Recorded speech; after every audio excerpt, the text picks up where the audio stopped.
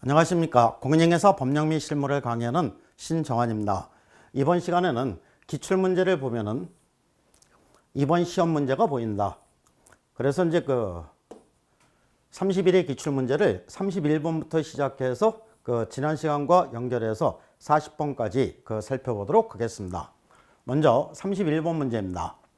개업공예사 갑의 중개로 을은 이 병소유의 서울특별시 소재 X상가 건물에 대하여 보증금 10억 원에, 보증금이 이제 10억 원입니다. 1년간, 1년 기간으로 병과 임대차 계약을 체결하였다. 을은 X건물을 인도받아 2020년 3월 10일 사업자 등록을 신청하였으며 2020년 3월 13일 임대차 계약서의 확정일자를 받았다. 이 사례에서 상건물 임대차 보호법의 적용에 관한 갑의 설명으로 틀린 것은 이렇게 되는데, 틀린 거를 찾으라는 문제입니다. 그러니까 이 건물을 인도받고 3월 10일 날 사업자 등록을 했습니다. 사업자 등록을 신청했고 3월 13일에 이 확정일자를 받았습니다. 그리고 이제 이 보증금이 10억 원이니까는 환산보증금이 10억 원입니다. 그래서 이 상가임대차보호법은 환산보증금이 얼마냐에 따라서 그 취급이 틀려지게 되죠. 그래서 이제 강의 시간에 뭐를 배우셨느냐면은 환산보증금에 따른 적용 범위를 배우셨습니다. 그래서 이제 서울특별시를 기준해서 환산보증금이 6,500만 원 이하다. 그랬을 때는 2,200까지 최우선 변제가 되는 거죠. 그리고 이제 우선 변제도 받을 수 있고 계약갱신 요구권도 인정이 되는 겁니다. 환산보증금이 6,500 초과 9억 이하인 경우에 최우선 변제 받을 수 있다 없다. 없고 우선 변제 받을 수 있고 계약갱신 요구권도 인정이 된다. 이렇게 됩니다. 환산보증금이 9억을 초과하는 영업영업물의 임대차, 최우선 변제, 우선 변제, 그러니까 보증금 보장이 적용이 안 되는 거죠. 다만 계약갱신요구권 등은 인정이 된다. 그래서 대항력이 인정이 되고 계약갱신요구권이 인정이 되고 권리금 회수기의 보호가 적용이 된다. 그래서 이제 요거 세 가지만 적용이 되고 나머지는 적용되지 않는다는 얘기입니다.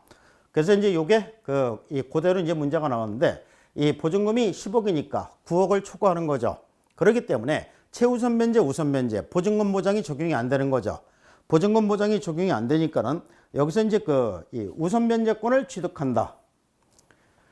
13일에 확정일자를 받았다고 하더라도 우선 변제권 취득할 수 없다죠. 그래서 X가 됩니다. 이 보증금 보장은 적용이 안 되는 겁니다.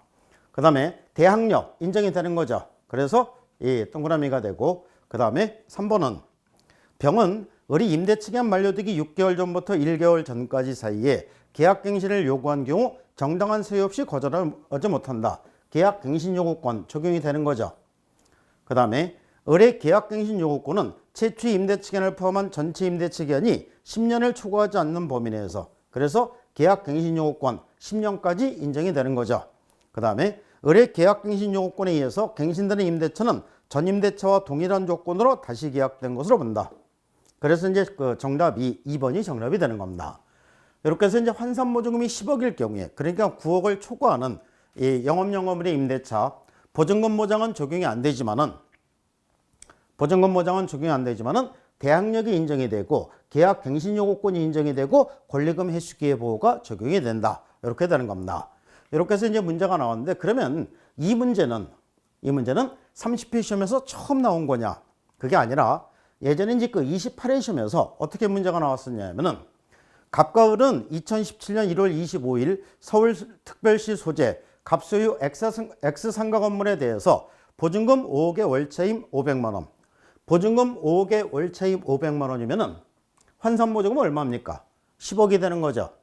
그래서 여기서는 그냥 보증금 10억 이렇게 해서 문제가 나왔고, 여기서는 보증금 5억의 월차임 500, 그러면 환산보증금이 10억인 거는 마찬가지가 되는 거죠. 그래서 이제 틀린 거를 찾아라. 이렇게 해서 문제가 나온 겁니다. 그러니까 똑같은 형태의 문제가 되는 거죠. 내용이 똑같은 내용입니다. 다만 문제 방식에서는 약간 차이가 있을지 몰라도 이 기본적인 내용은 똑같은 내용이 되는 겁니다. 그래서 1번은 이 대항력 인정이 되는 거죠. 그래서 임대차는 그 등기 없는 경우에도 임차인이 건물의 인도와 법령에 따른 사업자 등록을 신청하면 다음 날부터 제3자에 대해서 효력이 생긴다. 그래서 이제 대항력이 인정이 된다. 서울특별시에서 보증금 5억에 월차임 500만 원인 경우에 임대인 갑으로부터 X건물을 양수한 병은 임대인 갑의 지위를 승계한 것으로 본다. 이 갑의 지위를 승계한 것으로 본다는 얘기는 결국은 대항력이 인정이 된다는 얘기죠. 그 다음에 2번은 우선 면제권은 취득한다. 이게 X가 되는 거죠. 우선 면제권이 인정이 안 되는 겁니다. 서울특별시에서 보증금 5억에 월차임 500만 원인 경우에 임차인 을은 사업자 등록 신청 후 X건물에 대해서 저당권을 취득한 정보다 경매 절차에서 우선하여 보증금을 변제받을 권리가 있다. X가 되는 거죠. 28회 시험에 나왔던 문제입니다. 그래서 이 우선 면제권 인정되지 않는다. 똑같은 지문이 이제 그 문제가 나온 겁니다. 그래서 2번이 정답이 되는 것이고, 그 다음에 이제 3번 지문은 이 계약갱신요구권이 되는데, 요거는 이제 그 상가임대차보호법 10조에서 이제 규정이 되어 있는 것이고, 이 계약갱신요구권이 그 궁중족발 사건으로 인해서 계약갱신요구가 10년으로 바뀌죠. 그러다 보니까는 이번 시험에 이제 계약갱신요구권이 문제가 나오게 되는 겁니다. 그래서 상가임대차보호법 그대로 갖다 옮겨서 문제가 만들어진 것이고, 그 다음에 4번은 이 10년까지 이제 계약갱신요구권 인정이 된다. 요게 이제 이번에 새로 개정이 돼서 이제 이 문제가 나오게 된 겁니다. 여기서는 전체 임대차 기간을 2년을 초과하지 않는 범위 내에서 행사할 수 있다. X가 되겠죠. 2년이 아니라 이제 10년이 되는 겁니다. 그 다음에 5번은 전임대차와 동일한 조건으로 다시 계약된 것으로 본다. 그러니까 이 상가임대차보호법 이제 그대로입니다. 갱신된 임대차는 전임대차와 동일한 조건으로 다시 계약된 것으로 본다. 똑같은 지문이 되는 거죠. 그래서 이렇게 해서 그 문제가 만들어지게 된 겁니다. 그 다음에 이제 32번. A 주식회사는 공장 부지를 확보하기 위해 그 직원 갑과 명의신탁 약정을 맺고, 그러니까 그 갑이 A가 신탁자가 되고, 그 다음에 갑이 수탁자가 되는 거죠. 갑은 2020년 6월 19일 개업공예사 의뢰중개로 병소유 X토지를 매수하여 2020년 8월 20일 갑명의로 등기하였다. 이렇게 되어 있습니다. 그러니까 여기서 이제 수탁자가 계약을 체결해서 부동산을 취득했으니까는 이거는 계약명의신탁, 등기명의신탁. 계약명의신탁이 되는 거죠. 등기명의신탁은 신탁자가 매도인하고 매매계약을 체결해서 등기만 수탁자 앞으로 넘겨놓는 게 그 등기명의신탁이 되는 것이고, 계약명의신탁은 이 수탁자가 매도인하고 매매계약을 체결해서 대금을 지급하고 소유권 이전 등기를 받는 겁니다. 그러니까 요거는 이 계약명의신탁이 되는 겁니다. 계약명의신탁이니까 명의신탁 약정은 유효, 무효? 무효가 되는 거죠. 등기 이전은 유효가 되고, 그러면 소유권은 누가 취득한다? 수탁자가 소유권을 취득하게 되는 겁니다. 그러면은 이 A와 갑 사이의 명의신탁 약정은 이 병에 선의하기를 묻지 아니하고, 병은 이 제3자가 되는 거죠. 제3자 병입니다. 병은 매도인이 되는 거죠. 매도인이 되니까는 이 무효이다. 그러니까 명의신탁 약정은 무효이다. 명의신탁 약정은 유효가 될 수 없는 거죠. 그래서 이 등기명의신탁이건 계약명의신탁이건 명의신탁 약정은 무효가 됩니다. 그 다음에 2번은 병이, 여기서 이제 병은 매도인이 되는 겁니다. 갑에게 소유권 이전 등기를 할 때 비로소 소유권 이전 등기를 할 때 A와 갑 사이에 명의신탁 약정 사실을 알게 된 경우 X토지의 소유자는 병이다. X토지의 소유자는 여기서 병이 되는 게 아니라 X토지의 소유자는 여기서 이제 갑이 되는 거죠. 갑이 소유권을 취득하게 됩니다. 그러니까 소유자는 수탁자가 소유권을 취득하게 되는 거죠. 그래서 이게 이제 X가 되는 겁니다. 그러니까 매도인이 명의신탁 약정 사실을 알았을 때는 뭐가 되는 겁니까? 알았을 때는 이거는 등기명의신탁이 되는 거죠. 근데 알았는데 이게 소유권 이전 등기를 신청할 때 알은 겁니다. 명의신탁 이 매매계약을 체결할 때 알았어야지만 매매계약을 체결할 때 명의신탁 약정 사실을 알았어야지만 그래야지만 그 명의신탁에 의한 등기 이전이 무효가 되고 소유권이 그 병에게 귀속하게 되는 겁니다. 근데 이거는 이 매매계약을 체결할 때 아는 게 아니라 소유권 이전 등기를 할 때 알았으면은 이거는 모른 거죠. 그렇기 때문에 이 계약명의 신탁으로서 소유권은 수탁자에게 귀속하게 되는 겁니다. 그래서 X가 되고 A는 갑에게 X토지의 소유권 이전 등기를 청구할 수 없다. 여기서 A는 신탁자가 되는 거죠. 신탁자는 수탁자에게 소유권 이전 등기 청구할 수 있다 없다? 없다가 되겠죠. 수탁자가 소유권을 취득하니까 신탁자는 수탁자에게 신탁부동산의 반환을 청구할 수 없고 부당이득 반환 청구권만 행사할 수 있는 거죠. 그 다음에 갑이 X토지를 정에게 처분하고 소유권 이전 등기를 한 경우 정은 유효하게 소유권을 취득한다. 제3자니까 선의하기를 불문하고 소유권을 취득하게 됩니다. 그 다음에 A와 갑의 명의신탁 약정을 병이 알지 못한 경우, 알지 못했으면은 선의가 되는 거죠. 갑은 X토지의 소유권을 취득한다. X토지의 소유권을 취득한다. 동그라미. 그래서 이제 그 정답은 2번이 됩니다. 그러니까 이 문제는 계약명의신탁 문제가 되는 거죠.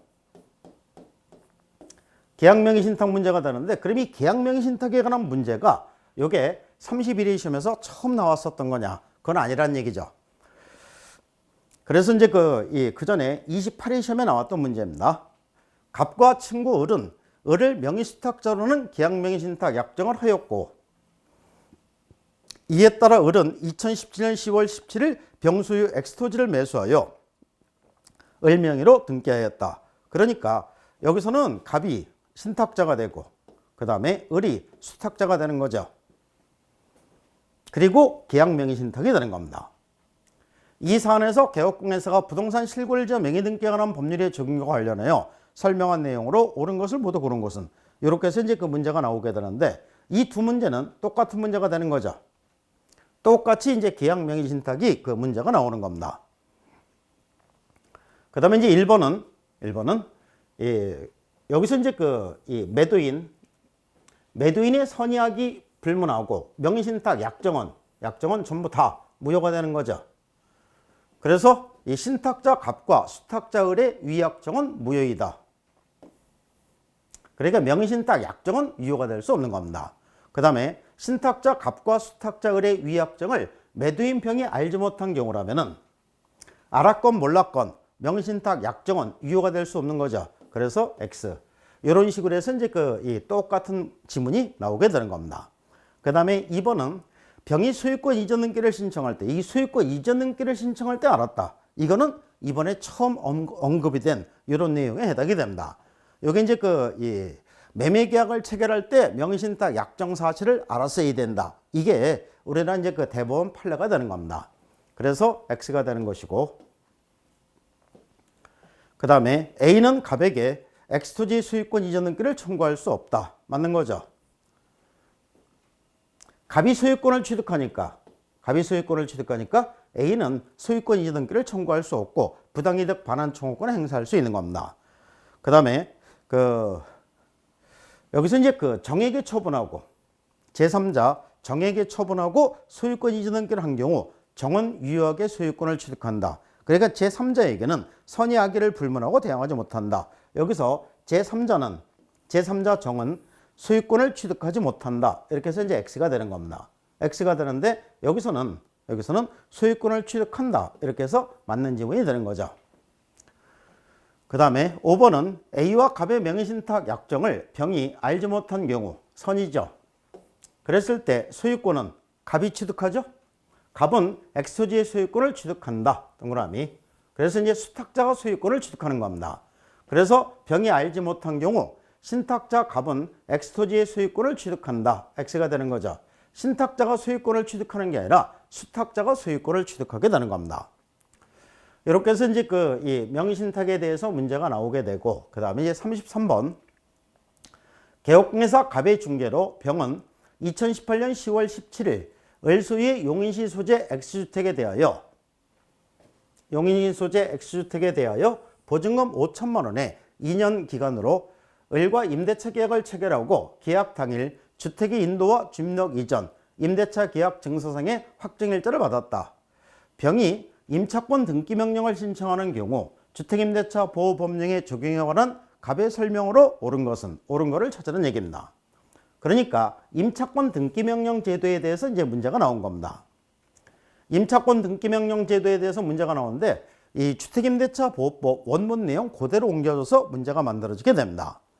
병은 임차권 등기명령 신청 시 신청의 취지와 이유를 적어야 하지만 임차권 등기의 원인이 된 사실을 소명할 필요는 없다. X 소명을 해야 되는 거죠. 그 다음에 병이 임차권 등기와 관련해 든 비용은 을에게 청구할 수 있으나 임차권 등기명령 신청과 관련해 든 비용은 을에게 청구할 수 없다. X가 되겠죠. 청구할 수 있다. 임차권 등기명령의 집행에 따른 임차권 등기가 마치면 병은 대항력을 유지하지만 우선변제권은 유지하지 못한다. 대항력과 우선변제권 그대로 유지가 되는 겁니다. 그 다음에 임차권 등기명령의 집행에 따른 임차권 등기 후에 병이 줍력을 서울특별시로 이전한 경우 대항력을 상실한다. 줍력을 옮기거나 이사를 가더라도 대항력과 우선변제권은 그대로 유지가 되는 겁니다. 임차권 등기명령의 집행에 따라 임차권 등기가 끝난 X주택을 임차한 임차인 정은 소액임차인에 관한 최우선 변제 받을 권리가 없다. 최우선 변제 받을 권리가 없다. 맞는 지문이 되는 거죠. 그래서 임차권 등기명령 신청에서 임차권 등기가 격려된 주택을 그 이후에 임차한 소액임차인에게는 최우선 변제를 받을 수 없다. 이렇게 되는 거죠. 그래서 5번이 정답이 되는 겁니다. 요거는 이제 그 임차권 등기명령 제도에 관한 주택임대차 보호법을 원문 그대로 옮겨서 문제가 만들어지게 되는 겁니다. 주택임대차 보호법 3조 2 3에 보면은 임차권 등기명령의 신청서에는 다음 각호의 사항을 적어야 하며 신청의 이유와 임차권 등기의 원인이 된 사실 소명해야 된다. 임차권 등기의 원인이 된 사실 소명해야 된다고 했죠? 소명할 필요가 없다. X가 되는 겁니다. 그 다음에 2번은 임차인은 제1항에 따른 임차권 등기 신청과 그에 따른 임차권 등기와 관련해 든 비용 임대인에게 청구할 수 있다. 청구할 수 있다는데 청구할 수 없다. 이렇게 해서 X가 되는 겁니다. 그 다음에 3번은 그 임차인이 임차권 등기 이전에 이미 대항력이나 우선변제권을 취득한 경우에는 그 대항력이나 우선변제권은 그대로 유지가 된다. 그대로 유지가 되는데 여기서는 유지하지 못한다. 이렇게 해서 X가 되는 겁니다. 그 다음에 그 4번은 임차권 등기 이후에는 대항력권을 상실하더라도 이미 취득한 대항력이나 우선변제권을 상실하지 아니한다. 이렇게 되는데 여기서는 대항력을 상실한다. 이렇게 해서 X가 되는 겁니다. 그 다음에 이 5번은 임차권 등기 명령이 집행에 따른 임차권 등기가 끝난 주택을 그 이후에 임차한 임차인은 여기서 이제 여기 제8조에 따른 우선변제, 이 8조에 따른 우선변제 이렇게 되는데 이 최우선변제라는 말은 이게 제가 써는 겁니다. 이 8조에 따른 우선변제를 최우선변제라고 얘기하는 거죠. 그래서 최우선변제를 받을 권리가 없다. 최우선변제를 받을 권리가 없다. 맞는 게 되는 거죠. 이렇게 해서 이제 이 문제가 나오게 되는 겁니다. 임차권 등기명령 제도에 관한 주택임대차 보호법의 내용은 강의 시간에도 계속 얘기하는 내용으로서 이게 읽어보면은 별 어려움 없이 해결할 수 있는데 다만 이게 이제 사례식으로 나오고 이렇게 하다 보니까 이 지문이 좀 복잡한 이런 이 특징은 있는 거죠. 그래서 이제 여기 이제 31, 32, 33 연속해서 사례 문제가 나오게 되는 겁니다. 근데 이 사례 문제가 나온다고 해서 이거를 너무 이렇게 복잡하게 이렇게 접근하지 말고 사례 문제를 내더라도 그 문제의 포인트가 있게 됩니다. 그래서 이 포인트를 잘 파악하면은 오히려 더 쉬운 문제가 될 수도 있는 겁니다. 그 다음에 이제 34번 일반 중개계약서와 전속 중개계약서의 서식에 공통으로 기재된 사항이 아닌 것은 일반 중개계약서와 전속 중개계약서는 서로 뭐라고 했습니까? 서로 형제라고 했죠. 형제는 용감한 게 아니라 형제는 비슷하게 생겼죠. 그래서 일반 중개계약서와 전속 중개계약서는 비슷하게 생겼는데 형제는 한 사람은 형이고 한 사람은 동생입니다. 그러면 일반 중개계약서와 전속 중개계약서 중에서 누가 형이다? 전속 중개계약서가 형이 된다고 했죠. 집에서 장남과 차남이 있으면 누가 의무사항이 많다? 장남이 의무사항이 많죠. 그래서 전속 중개계약이 체결되면 의뢰인과 개업공에서는 여러 가지 의무를 부담합니다. 일반 중개계약서는 차남이기 때문에 의뢰인과 개업공에서는 특별한 의무를 부담하지 않습니다. 그리고 나머지 서식 내용은 형제이기 때문에 한 글자도 틀리지 않습니다. 똑같다는 얘기죠. 그래서 이제 그 의무상에서만 차이가 생기니까는 이 공통으로 기재된 사항이 아닌 것은 공통기재사항이 아닌 거. 그러면 결국은 의무에서 차이가 생기는 거죠. 그러니까 여기서 의무 요걸 찾으면 되는 겁니다. 그래서 3번이 정답이 되는 겁니다. 그래서 중개업무 처리 상황에 대한 통지 의무 요거는 전속중개계약 얘기지. 전속중개계약 얘기지 일반 중개계약에는 이런 내용이 없죠. 의뢰인과 개업공에서는 일반 중개계약을 체결했을 때는 특별한 의무를 부담하지 않습니다. 그리고 이 나머지 서식 내용은 전속중개계약서와 동일한 겁니다. 그래서 이렇게 해서 이제 그 정답을 찾으면 되는 문제였었고, 그러면 이제 이 문제는 그 전에 이제 28회 시험에서 이제 그 문제가 나온 게 있었는데, 일반 중개계약을 체결한 때에는 부동산 거래 종망에 중개사물에 관한 정보를 공개해야 한다. 중개사물을 부동산 거래 종망에 공개하는 거는 이거는 전속 중개계약 얘기지 일반 중개계약 얘기가 아니죠. 그래서 이제 그 X가 되는 겁니다. 일반 중개계약을 체결했을 때 의뢰인과 개업공에서는 특별한 의무를 부담하지 않는다고 했죠. 그러니까 여기서 2주일에 1회 이상 업무 처리 사항을 의뢰인에게 문서로 통보해야 된다? 이것도 역시 전속 중개계약 얘기가 되는 겁니다. 그러니까 일반 중개계약 이렇게 놓고서 전속 중개계약의 의무사항을 갖다 집어넣고 틀린 지문이 만들어지게 되는 겁니다. 이렇게 해서 이제 그 3번이 정답이 되게끔 문제가 나온 것이고, 나머지 내용은 다 동일한 겁니다. 의무상에서만 차이가 생기고, 그 다음에 이제 35번 매수신청 대리로 등록한 개업공회사가 매수정 대리 위임인에게 민사집행법에 따른 부동산 경매에 관하여 설명한 내용으로 틀린 것은 틀린 거를 찾으라는 얘기입니다. 틀린 거를 찾으라는 얘기인데, 이거는 이제 그 경매 문제입니다. 경매. 이 경매에서 이제 그 문제가 나올 때, 경매에서 문제가 나올 때는 이 경매 절차와 권리 분석 둘 중에 하나죠. 경매 절차에서는 몇 가지, 10가지 정도로 알아두시면 되고, 그 다음에 권리 분석에서는 3가지를 알아두시면 되는 거죠. 그래서 대부분 이 틀 안에서 문제가 나오게 되는 겁니다. 1번, 매수인은 매각 대상 부동산에 경매 개시결정의 기입 등기가 맞춰진 후, 그러니까 경매 개시결정 등기 후에 유치권을 취득한 거죠. 그러면은 경락인에게 대항할 수 있다 없다? 없다가 되겠죠. 경락인에게 대항하려면은 경매 개시결정 등기 전부터 점유라고 있을 때 경락인에게 대항할 수 있는 겁니다. 그 유치권으로 담보되는 채권을 변제할 책임이 있다. X가 되겠죠. 변제할 책임 없는 겁니다. 경매 개시결정 등기 후에 유치권을 취득했기 때문에 이 경락인은 책임을 지지 않는 거죠.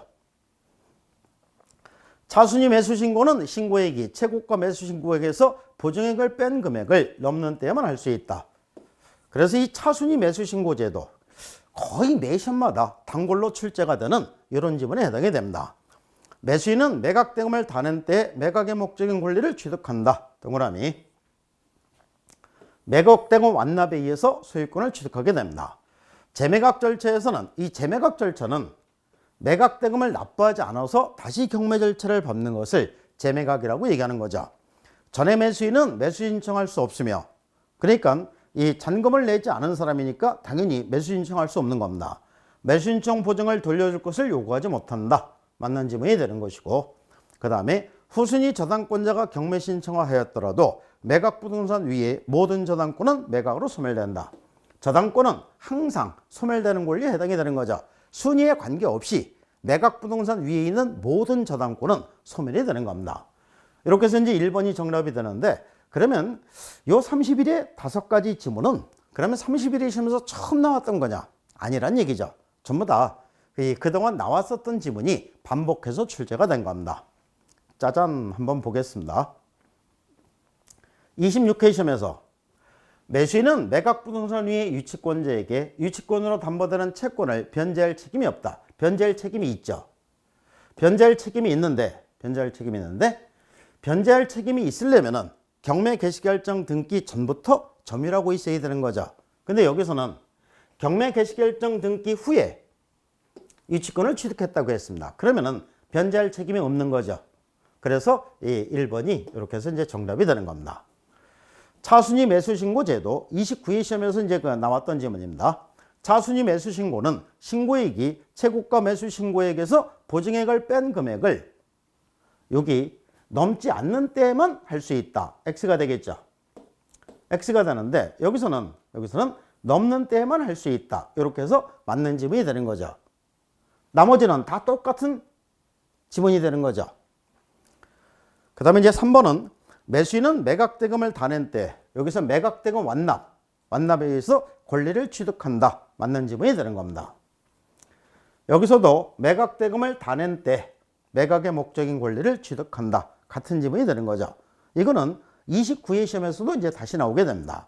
매수인은 매각대금을 다 낸 후 소유권 이전 등기를 촉탁한 때 매각의 목적인 권리를 취득한다. X가 되겠죠. 매각대금 완납에 의해서 소유권을 취득하게 되는 겁니다. 그래서 25회 시험에서 맞는 지문, 그 다음에 29회 시험에서 틀린 지문, 이렇게 해서 이제 그 문제가 출제가 된 겁니다. 그 다음에 4번은 재매각 절차에서 전에 매수인은 매수 신청할 수 없으며 매수 신청 보증을 돌려줄 것을 요구하지 못한다. 25회 시험에 나왔던 문제인데 똑같죠. 그 다음에 5번은 29회 이제 시험에 나왔던 지문입니다. 매각 부동산의 후순위 저당권자가 경매 신청을 하여 매각되어도 선순위 저당권 당연히 매각으로 소멸되는 거죠. 매각으로 소멸되지 않는다. X가 되는 겁니다. 여기서는 매각으로 소멸된다. 맞는 지문이 되는 것이고. 그러니까 이렇게 결론을 바꿔서 맞고 틀리고 이런 식으로 해서 문제가 나오게 되는 겁니다. 취지는 똑같은 취지가 된다는 얘기죠. 그 다음에 이제 36번입니다. 부동산 거래 신고제에 관한 문제인데 이 부동산 매매 계약에 관한 신고사항 및 신고서 작성에 관한 설명으로 옳은 것은 옳은 거를 찾으라는 얘기입니다. 국토의 계획 및 이용에 관한 법률에 따른 개발 제한사항. 개발 제한사항은 신고사항에 포함되지 않는다. 당연한 거죠. 그래서 이제 그 공법상 이용제나 거래 규제에 관한 사항, 이거는 전부 다 신고사항에 포함되지 않는다. 그 다음에 2번은 주택법에 따라 지정된 투기 과열지구에 소지하는 주택으로서 실제 거래가격이 3억 원 이상인 주택에 거래계약을 체결한 경우 신고서를 제출할 때 매수인과 매도인이 공동으로 서명 또는 날인한 매수인과 매도인이 공동으로 서명 및 날인한 자금 조달 입주계획서, 이건 말이 안 되는 거죠. 자금 조달 입주계획서는 이거는 누가 하는 겁니까? 이거는 매수인이 하는 거지. 매도인이 자금 조달 입주계획서 말이 안 되는 거죠. 입주는 매수인이 하는 거지 매도인이 하는 게 아닙니다. 그래서 이 공동으로 하는 것도 아니고 서명 및 날인도 아니고 그래서 X가 되는 겁니다. 그 다음에 3번은 부동산 거래계약 신고서에 물건별 거래가격에는 발코니 등 확장 비용, 선택 비용에 대한 기재는 없다. X. 기재는 있습니다. 그 다음에 4번은 부동산 거래계약 신고서를 작성할 때 건축물 면적은 집합 건축물은 뭡니까? 전용 면적이 되겠죠. 연면적이니까 X. 그 밖의 건축물은 이거는 이 연면적이 되는데 전용 면적이니까 X. 그래서 X가 되고 두 개가 이제 바뀌어서 틀린 지문이 나온 건데 이것도 지금까지 상당히 시험에 자주 출제가 됐던 이런 지문에 해당이 됩니다. 5번은 개업공예사가 거짓으로 부동산 거래계약 신고서를 작성하여 신고한 경우 벌금형 부과사유가 된다. X. 과태료 처분 사유죠. 과태료 처분 사유인데 우리나라 법에서는 신고를 해야 되는데 신고하지 않았을 때의 제재 규정은 전부 다 뭐다? 과태료죠. 우리나라 법에서는 신고를 해야 되는데 신고하지 않았다고 사람을 교도소에 쳐넣는 규정은 없습니다. 그래서 전부 다 과태료입니다. 한 걸음 더 나가서 허가를 받아야 되는데 허가를 받지 않았을 때는 어떻게? 교도소로 가는 거죠. 그래서 행정형벌사유에 해당이 되는 겁니다. 그래서 이제 1번이 정답이 되는데 그러면 이제 지금까지 나왔던 이제 그 지문을 보면은 이 거래상 부동산의 공법상 거래 규제 및 이용 제한한 사항 요거는 신고서 기재사항이다. X가 되겠죠? 똑같은 지문이 되는 거죠. 그 다음에 30회 시험에도 거래상 부동산의 공법상 거래 규제 및 이용 제한한 사항 부동산 거래계약 신고서 기재사항이다. X가 되는 거죠. 이렇게 되는데 여기서는 개발 제한사항은 신고사항에 포함되지 않는다. 이렇게 해서 이제 맞는 지문이 되는 겁니다. 그래서 이제 틀린 지문 연속해서 나오니까 이제 그 이번 시험에는 맞는 지문, 이 신고사항에 포함되지 않는다. 이렇게 해서 이제 맞는 지문이 나오게 되는 겁니다. 그 다음에 2번은 비규제 지역에서 실제 거래 가격이 6억 원을 초과하는 경우에는 이제 이 비규제 지역에서 6억 원을 초과하는 경우는 자금 조달 계획과 이 매수자 본인이 입주할지와 입주 예정 시기를 신고하도록 돼 있죠. 그래서 거래상 주택의 취득에 필요한 자금 조달 계획은 신고서 작성상에 해당된다. 이렇게 해서 이제 맞는 지문이 되는 겁니다. 맞는 지문이 되는데 여기서는 뭐 이렇게 매수인과 매도인까지 동원해 갖고 이렇게 해서 틀린 지문이 만들어지게 되는 거죠. 그 다음에 3번 발코니 등 확장 비용, 선택 비용 이 기재는 없다. 이거는 이제 이번에 처음 나왔던 이런 지문에 해당이 됩니다. 그 다음에 4번 지문은 이 건축물 면적은 집합 건축물은 전용 면적, 그 밖의 건축물은 연면적 맞는 거죠. 이렇게 해서 이제 맞는 건데 여기서는 이 두 개를 다 바꿔서 틀린 지문이 이제 만들어지게 되는 겁니다. 요거는 이제 28회 시험에서 다시 나오게 되는데 이 집합 건축물은 전용 면적, 그 밖의 건축물은 연면적. 그 다음에 5번 지문은 개업공인사가 거짓으로 신고서를 작성하여 신고한 경우 500만 원 이하의 과태료. 물론 이제 여기서도 틀린 지문이 되는 거죠. 거짓 신고를 했을 때는 이 500만 원이 과태료가 아니죠. 그래서 취득가액의 5% 이하의 과태료 처분세에 해당이 되는 겁니다. 물론 이제 여기서도 틀린 지문이지만 과태료 처분세에 해당된다는 이 개념은 맞는 거죠. 500만 원이 과태료가 틀린 겁니다. 근데 여기서는 벌금형 이렇게 해갖고 틀린 지문이 되는 겁니다. 이렇게 해서 이제 기존에 나왔던 지문하고 거의 비슷하게 출제가 되고 다른 건 이제 조금 첨가시켜서 문제가 나오게 되는 겁니다. 그 다음에 이제 37번 매수인청 대리인 등록 규칙입니다. 매수인청 대리인 등록 규칙은 공인중개사 법령하고 이 차이점만 잘 구별해서 알아두시면 된다고 했죠. 그래서 이제 강의 시간에 보통 이 차이점을 도표로 하나 그려놓고서 개업공인회사가 되는 시점을 기준해서 이 공인중개사 법령과 매수인청 대리인 등록 규칙의 차이점 이렇게 쭉 이렇게 하게 됩니다. 쭉 이렇게 하게 되는데 업무정지 처분 기간이 공인중개사 법령에서는 얼마입니까? 6월 이하. 여기서는 1월 이상 2년 이하 이렇게 되는 거죠. 그래서 정답이 5번이 정답이 되는 겁니다. 갑이 매수정 대리 업무에 정지 처분을 받을 수 있는 기간은 1월 이상 6월 이하. 6월 이하가 아니라 2년 이하 이렇게 되는 거죠. 그래서 X가 됩니다. 1번은 갑이 매수정 대리 위임을 받은 경우 민사집행법 규정에 따른 차순위 매수 신고 할 수 있는 거죠.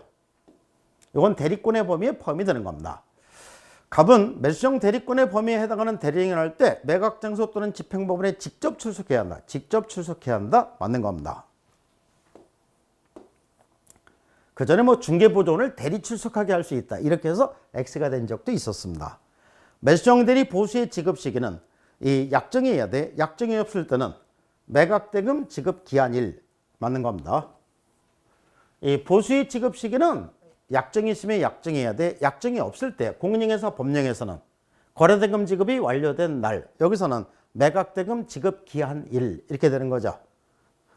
그 다음에 4번은 갑이 중개사무소를 이전한 경우 그날부터 10일 이내에 관할 지방법원장에게 그 사실을 신고해야 한다. 맞는 건데 요거는 이번 시험에 처음 나온 지문입니다.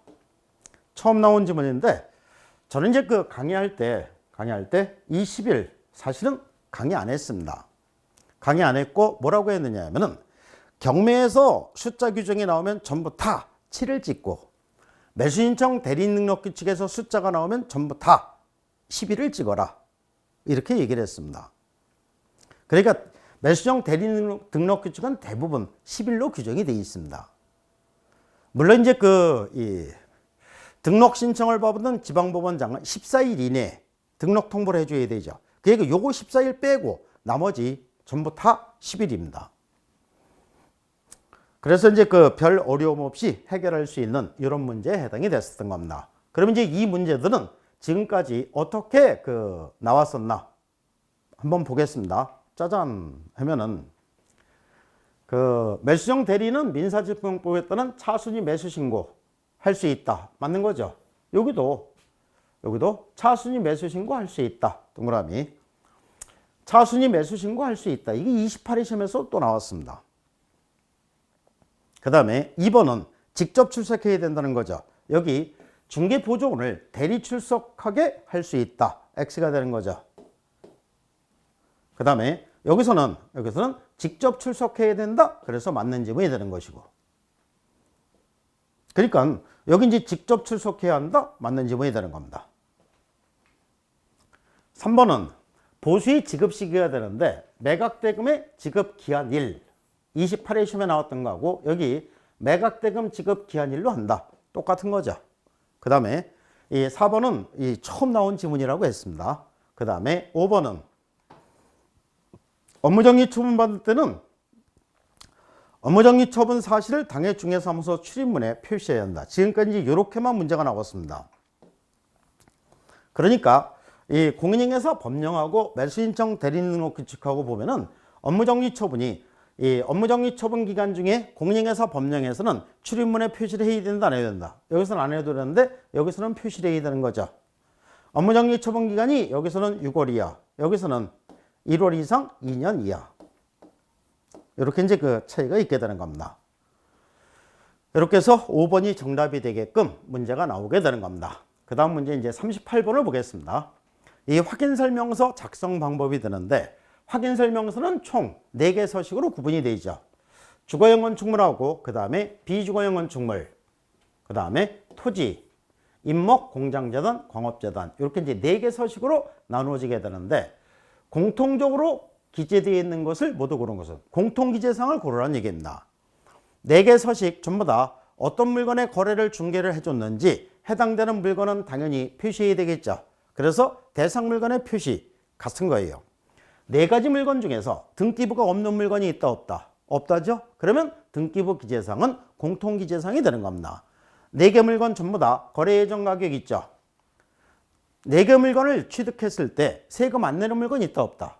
없다. 그러면 세금 관계는 공통기재사항이 되는 겁니다. 실제 권리관계 전부 다 있죠? 공통기재사항이고 4개의 물건을 거래를 중개를 해줬을 때 중개보수 안 내는 물건 있다 없다? 없다. 그러면 중개보수 등에 관한 상 공통기재사항이 되는 겁니다. 그래서 4개 서식의 공통기재사항은 이렇게 그 정리가 되는 겁니다. 이렇게 정리가 되니까는 권리관계, 등기부 전부 다 있죠. 그러니까 공통기재사항이 되는 겁니다.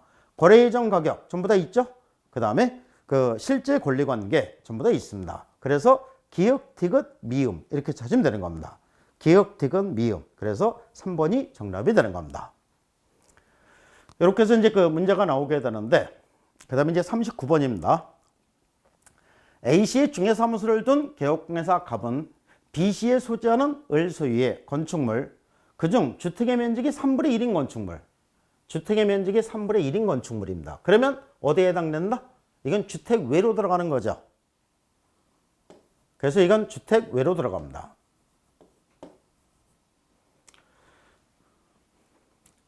을과 병 사이의 매매계약과 동시에 을을 임차인으로 하는 임대차 계약을 중개하였다. 이 경우 갑이 받을 수 있는 중개보수에 관한 설명으로 옳은 것을 모두 고른 것은 옳은 것을 전부 다 고르라는 얘기입니다. 그러면은 여기서는 쓰리동일 해당되는지 여부를 체크해야 되겠죠. 쓰리동일 동일한 중개 대상물 그 건축물 동일한 중개 대상물에 대해서 동일 당사자 을과 병 동일 당사자죠. 개업공에서는 갑이고 이 을과 병 동일 당사자입니다. 그 다음에 이 동시에 중개를 한 거죠. 여기에 그 동시에 중개했다고 했습니다. 그러니까 쓰리동일 다 해당되니까 뭐만 받는다? 매매만 받아야 되겠죠. 그래서 동일한 중개사물에 대해서 동일 당사자 간에 매매를 포함한 둘이서의 거래가 동일기 이루어졌을 때는 세 가지 동일, 3 동일의 요건을 구비하고 있을 때 매매 계약에 관한 거래 금액만을 적용한다. 이렇게 되겠죠. 그 다음에 그러면 이제 하나씩 보면은 갑은 을과 병으로부터 각각 중개보수 받을 수 있다. 중개보수 거래당사 쌍방으로부터 각각 받는 거죠. 각각 받는 겁니다. 그 다음에 갑은 B씨가 속한 시도조례에서 정한 기준에 따라 중개보수 받아야 한다. X. 시도조례 벌써 X입니다. 시도조례가 적용되는 게 아니라 주택외니까 1,000분의 9 이내에서 약정이 되는 거죠. 주택외로 돌아가니까. 그 다음에 이제 그 B씨는 만나보겠습니다. B씨의 소지하는 을수의 건축물. 그러니까 이거는 개업공예사 사무소가 A씨에 있으니까 이거는 B씨가 아니라 A씨를 기준해서 중개보수를 받아야 되는 거죠. 즉 중개사무소 소재지와 주택 소재지가 다를 경우는 어디를 기준으로?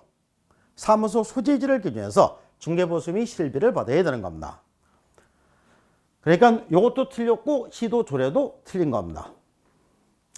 중개보수를 정하기 위한 거래대금의 계산은 매매계약에 관한 거래금액만 적용이 된다. 3 동일에 해당되니까 맞는 거죠. 주택의 중개에 대한 보수 규정을 적용한다. X. 이게 이제 주택외가 들어온 거죠.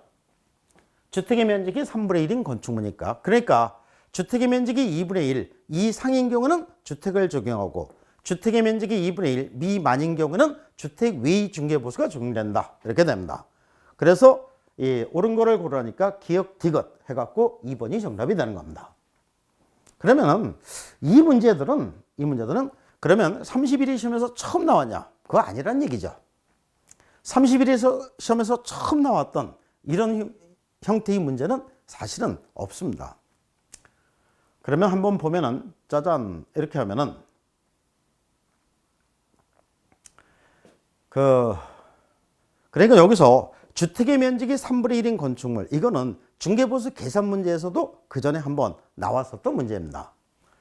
기억번은 이 중개보수 각각 받는다 29회 시험에 나왔던 문제입니다.